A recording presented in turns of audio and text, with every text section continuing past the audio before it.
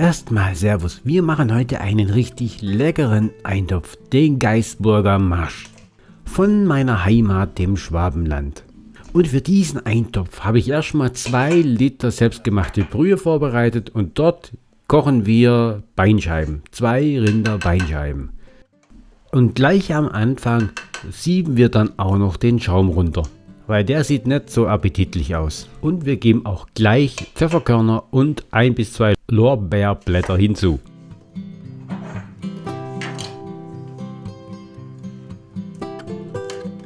Wir benötigen dann noch eine halbe Zwiebel und die wird bespickt mit Nelken. 1 bis 2 Stücke reichen da vollkommen aus.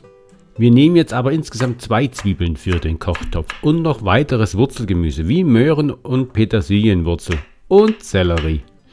Das alles schneiden wir in grobe Würfel.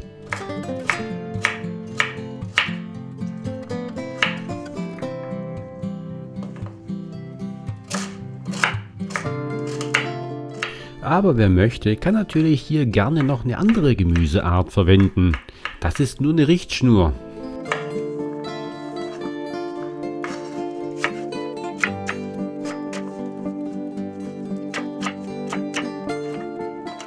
Also dieses Wurzelgemüse geben wir dann zur Brühe hinzu, zur kochenden Brühe. Jetzt fehlt noch eine Lauchstange und die machen wir jetzt, weil die müssen wir vorher putzen, sonst kriegen wir eventuell ein bisschen Schmutz in die Brühe und das möchten wir ja nicht.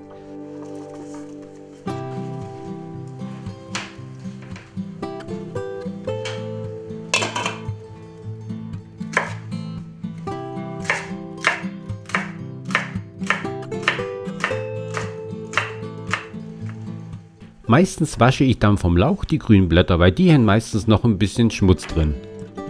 Also was wir jetzt so geschnitten haben, das muss nicht unbedingt schön aussehen. Warum? Das kommt nachher weg, das kommt nachher nicht in den Teller. Also insgesamt lassen wir das Fleisch ca. 2 Stunden lang kochen. Die Zeit können wir natürlich für weitere Vorbereitungen nutzen, wie zum Beispiel Spätzle machen, Kartoffeln kochen oder Röstzwiebeln anbraten. Diese 3 Dinge sind nämlich ein absolutes Muss beim Gaisburger Marsch. Und bei dem Gericht die Spätzle, die schabe ich. Leckere Spätzle, absolut meine Lieblingspasta, meine Lieblingsnudeln. Und dabei kommen nur 4 Zutaten in den Teig hinein. Wasser, Mehl, Salz und Eier. Dabei mache ich auch richtig viel Salz in das Kochwasser. Mindestens 2 Esslöffel. Und wenn die Spätzle dann oben schwimmen, sind sie fertig und man kann sie herausfischen.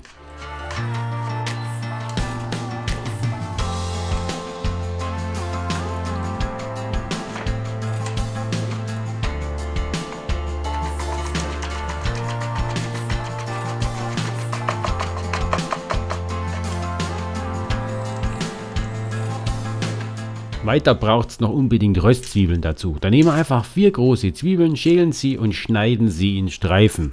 Auch werden wir die Kartoffeln schälen und in Stücke schneiden. Am besten ihr verwendet festkochende Kartoffeln. Und der Clou ist jetzt, ich koche die Kartoffeln in dem Kochwasser von der Spätzle.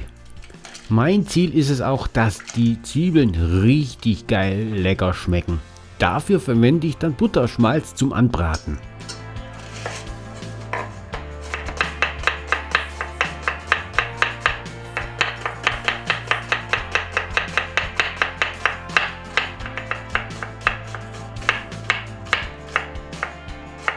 Aber gebt den Zwiebeln Zeit zum Anbraten, die sollen nicht gleich verbrennen.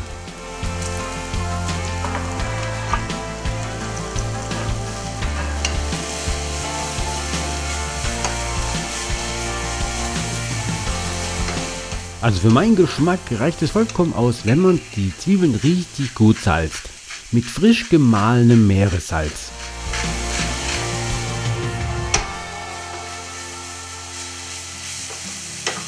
Und wenn das Butterschmalz nicht ausgereicht hat, dann geben wir einfach noch mal ein bisschen hinzu. Es soll ja nachher richtig gut schmecken. Am besten wäre natürlich, dass wir die Spätzle, die Kartoffeln und die Zwiebeln zeitlich so legen, dass alles miteinander fertig wird. Denn dann können wir das Fleisch aus der Suppe holen und vom Knochen lösen, aber normalerweise fällt es selbst vom Knochen und schneiden das Fleisch dann in Würfel. Die herrliche Suppen gießen wir dann ab über einen Sieb und fangen dann die Brühe auf. Ich kenne keine kostbarere Brühe wie diese Brühe. Selbstgemachte Brühe und dann noch Gemüse gekocht mit Rindfleisch. Es gibt nichts Leckeres. Auch können wir jetzt die garen Kartoffeln absieben.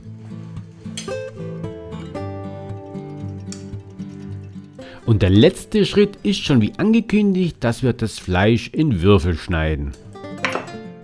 Und dann vermengen wir das Ganze nicht einfach so, sondern wir geben getrennt die Zutaten auf einen Teller.